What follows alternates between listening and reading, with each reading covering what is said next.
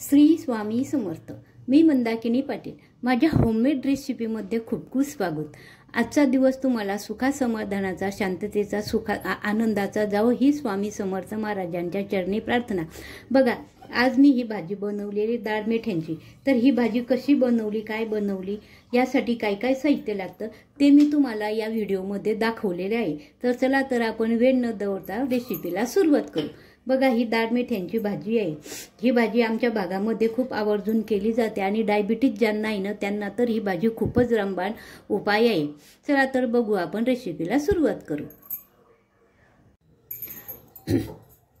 श्री स्वामी समर्थ।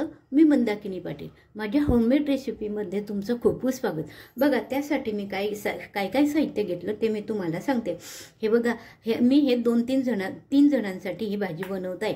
त्यासाठी मी हे आपले मेथी असतात ना, मेथी दाणे ते घेतलेले आहे।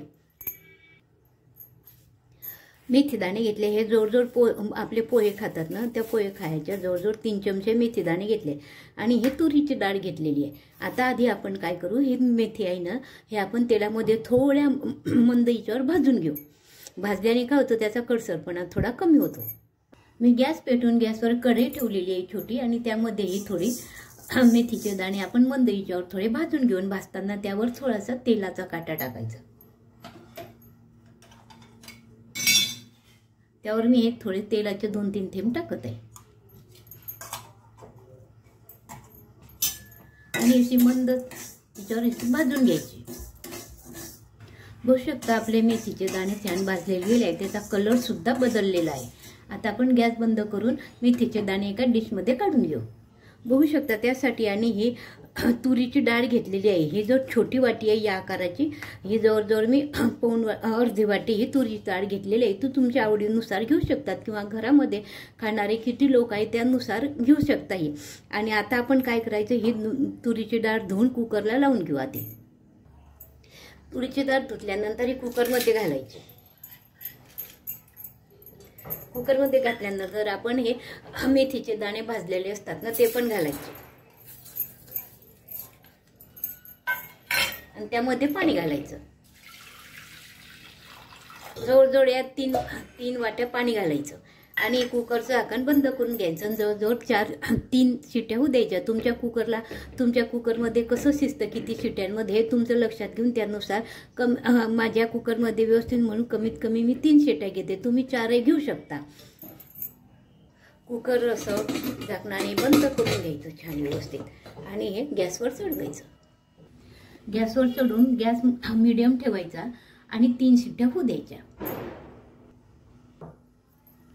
आपल्या कुकरच्या 3 शिट्ट्या होत आहे तोपर्यंत आपण त्या भाजीसाठी गोळा कसा करायचा, चटणी एक प्रकारे मसाला करायचा, तो कसा करायचा ते मी सांगते। त्यासाठी काय करायचं, हे बघा, त्यासाठी मी हे पोहे खायचे 2 चमचे धणे घेतलेले आहे, थोडं जिरं घेतलेलं आहे, पाऊण इंच आल्याचे तुकडे घेतलेले आहे, पाऊण इंच आल्याचे तुकडे करून घेतलेले आहे आणि हे खोबऱ्याचे तुकडे करून घेतलेले आहे आणि ह्या मिरच्या घेतल्या 4-5। मिरच्या कशा घ्यायच्या, मिरच्या तिखट पण पाहून त्या मिरच्या घ्यायच्या आणि घरात तुम्हाला तिखट कसं आवडतं काय आवडतं त्यानुसार ह्या मिरच्या घ्यायच्या किंवा तुम्ही हिरव्या मिरच्याच्या ऐवजी तुम्ही लाल तिखट सुद्धा वापरू शकता। थोडे शेंगदाणे घेतलेले आहे आणि एकदम लहान आकाराचा कांदा घेतलेला आहे आणि 5-6 लसणाच्या खापा घेतलेल्या आहे। तर आधी आपण काय करायचं, हे धणे भाजून घेऊ। धणे जिरं एकत्र थोडं भाजून घ्यायचं।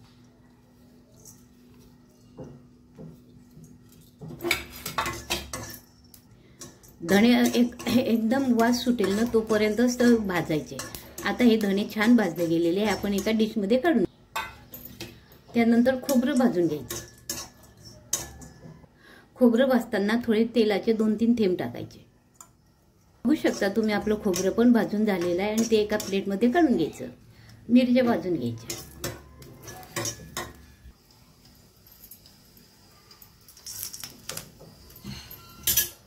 मिरची सुद्धा आपली छान भाजून झालेली आहे, ती पण आपण एका प्लेटमध्ये काढून घ्यायची। मिरची भाजताना अशीच भाजायची, जर कच्ची राहिली ना तर भाजीला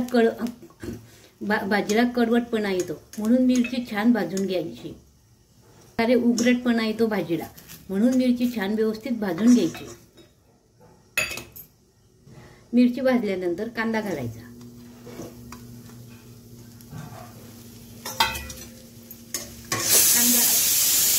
कांदा लाल होईल तोपर्यंत छान भाजायचा। आपला कांदा भाजून झालेला आहे, तो पण एका प्लेटमध्ये काढून घ्या। कांदा अशा प्रकारे चांगला या भाजीला असा चांगल्या प्रकारे लालसर होऊ द्यायचा कांदा। शेंगदाणे भाजायचे, अगदी मंद आचेवर शेंगदाणे छान भाजून घ्यायचे। शेंगदाणे सुद्धा कच्चे राहिले ना तर भाजीला एक प्रकारे उघरटपणा येतो, म्हणून शेंगदाणे अगदी मुहागी छान व्यवस्थित हळूहळू भाजायचे। 2 तेलाचे थेंब टाकायचे। आपले शेंगदाणे पण सुद्धा छान भाजून झालेले। आता हे पण आपण एका प्लेटमध्ये काढून घेऊ। शेवटी काय करायचं, आपल्याकडे कोळसा असतो ना, तो कोळसा घ्यायचा आणि तो असा चांगला पेटवायचा। वेळेवर तुमच्याकडे कोळसा नसला किंवा काडी नसलीत काय करायचं, आपल्या आगपेटीच्या काड्या असतात ना, त्याचा समोरचा गुळ तोडून टाकायचा आणि 3-4 आगपेटीच्या काड्या जाळायच्या। कोळसा चांगला प्रज्वलित करायचा आणि त्यावरनं तेलाचे थेंब टाकायचे असे, हे बघा। आणि हे आपला गोळा वाटतो ना, त्या गोळ्यामध्ये वाटायला घ्यायचा हा कोळसा। आता आधी मिक्सरच्या भांड्यामध्ये आपण धने, जिरं आणि खोबरं घेतलेलं आहे ना, ते वाटून घेऊ आधी थोडं, ते आधी फिरून घ्यायचं। बघू शकता तुम्ही कसं छान मस्तपैकी बारीक झालेलं आहे आधी वाटलं। यामध्ये त्यानंतर मग शेंगदाणे घालायचे, त्यामध्ये आपण या भाजलेल्या हिरव्या मिरच्या घालायच्या। हिरव्या मिरच्या घातल्यानंतर हे कांदा घालायचा भाजलेला। कांदा घातल्यानंतर आलं घालायचं। आलं घातल्यानंतर हे लसणाच्या पाकळ्या घालायच्या आणि कोथिंबीर घालायची आणि मिक्सरला इथे 2-3 फेर करून घ्यायचे। बघू शकता 2-3 फेर केल्यानंतर हे असं या प्रकारे झाले। त्यानंतर यामध्ये पाणी घालायचं आणि तुमच्या मिक्सरमध्ये जर डायरेक्ट पाणी घालून बारीक होत असलं तर तुम्ही डायरेक्ट पाणी सुद्धा घालू शकता आणि वाटू शकता। बघू शकता तुम्ही आपली ही चटणी अशी छानशी बारीक वाटून झालेली आहे। बघू शकता आपल्या कुकरमध्ये हे डाळ मेथ्या एकत्र शिजवलेले आहे, छान शिजून गेलेले आहे।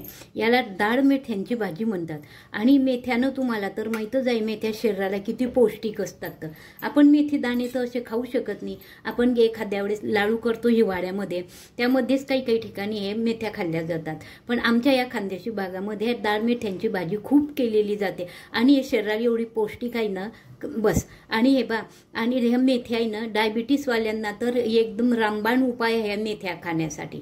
आपण अशा कच्च्या मेथ्या तर खाऊ शकत नाही, म्हणून या भाजीच्या द्वारे आपल्या शरीरामध्ये जातात आणि आपला डायबिटीसपासून आपली सुटका होते, नियंत्रण येतं डायबिटीसवर। म्हणून ही भाजी अशा प्रकारे केली जाते।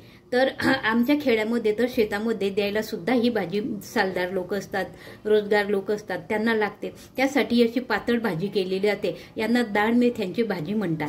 चला तर पुढची प्रोसिजर आपण बघू। आता बघू शकता गॅस सुरू करून गॅसवर मी कढई ठेवून कढईमध्ये 2 पड्या तेल घातलेलं आहे। तेल आता आपण चांगलं कडकडीत तापू दे। बघू शकता तुम्ही आपलं तेल चांगलं कडकडीत तापलेलं आहे। तेल चांगलं तापल्यानंतर काय करायचं, लसूण घालायचा आणि झाकण ठेवून म्हणजे जी वाफ असते ना ती दाबली जाते। लसूण चांगला लाल झाल्यानंतर त्यामध्ये जिरं मोहरी घालायचं, झाकण ठेवायचं। ते चांगलं लाल झाल्यानंतर थोडा चटणीचा गोळा घालायचा, झाकण ठेवून द्यायचं। झाकण ठेवल्याने काय होतं, वाफ चांगली दाबली जाते आणि भाजीला एकदम वेगळीच टेस्ट येते। हळद घालायची, हिंग घालायचा।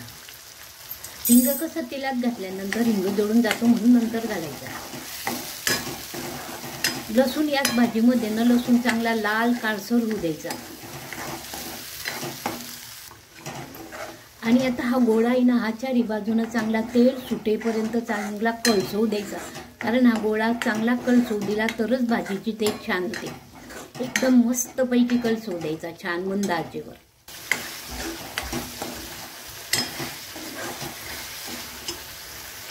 बघा गोळ्याचा असा खमंग वास सुटलेला आहे ना घरात खूप।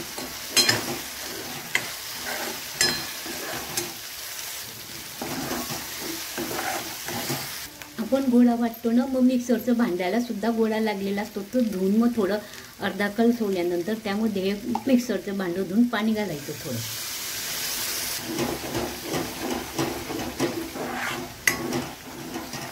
आता बघू शकता हळूहळू असं आजूबाजूनं तेल सुटायला लागलेलं आहे। ज्यांना डायबिटीस आहे त्यांनी आठवड्यातून एकदा केली ही भाजी करून खाल्ली तरी चालू शकते. डायबिटीस खूप नियंत्रणामध्ये येतो म्हणजे भाजी खाल्ल्याने. आपण एखाद्याला त्या कच्च्या मेथ्या, भिजवलेल्या मेथ्या खाता येत नाही, आवडत नाही, मग त्यामुळे अशी भाजी करून खाल्ल्यानं तरी चालतात. त्यामुळे डायबिटीस खूप नियंत्रणामध्ये येतो. आणि ही भाजी खायला पण खूप टेस्टी असते. आणि अशी मस्त हे भाकरीबरोबर तर खूपच टेस्ट लागते. याची पोळीबरोबर सुद्धा खाऊ शकता तुम्ही.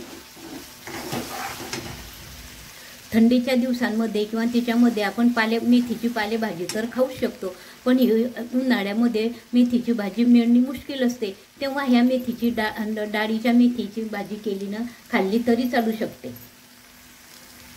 हे बघा, बघू शकता असं छान आजूबाजूनं तेल सुटलेलं आहे आणि हा गोळा कळसवल्यानं त्याचा वास पण एवढा असा खमंग सुटलेला आहे ना. बस या स्टेपला आल्यानंतर आपण हे शिजवलेल्या डाळ मेथ्या असतात ना कुकरमध्ये, त्या घालायच्या.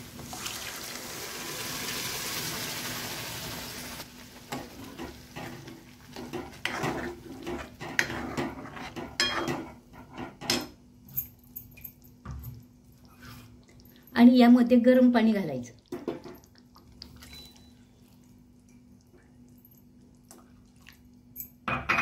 तुम्हाला भाजीचा हा सार आहे नाही, भाजीचं सार तुम्हाला जसं घट्ट, दाटसर किंवा पातळ जसं पाहिजे असलं त्यानुसार, आवडीनुसार याच्यामध्ये गरम पाणी घालायचं.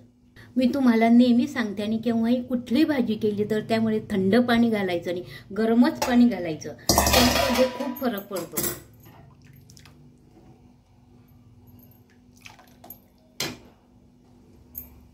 यामध्ये वरतून थोडा गरम मसाला घालायचा किंवा नेहमी तुमच्या वापरायचा नेहमीचा मसाला असतो ना, तो घालायचा. पोहे खायच्या अर्ध्या चमच्याभर किंवा 1 चमच्याभर. आणि चवीनुसार यामध्ये मीठ घालायचं. मीठ घातल्यानंतर, मसाला घातल्यानंतर ही भाजी जवळजवळ 12 ते 15 मिनिट चांगली मंद आचेवर छान उकडू द्यायची. बघू शकता भाजीला अशी उकळी आल्यानंतर गॅस एकदम मंद करून घ्यायचा. आता हिला 15 मिनिट मंद आचेवर उकळू द्यायची. हे बघू शकता आता आपल्या भाजीला उकळून 12 ते 15 मिनिट झालेले आहे. आता आपण गॅस बंद करू. अशी ही संपूर्ण भाजी तयार झालेली आहे. बघा, तुम्हाला माझा हा भाजीची रेसिपी आवडली असेल लाईक करा, शेअर करा, सबस्क्राईब करा आणि बेल आयकॉनचं बटन दाबा म्हणजे मेसेज नवीन व्हिडिओ अपलोड केले म्हणजे सर्वात आधी तुम्हाला दिसतील. धन्यवाद. श्री स्वामी समर्थ.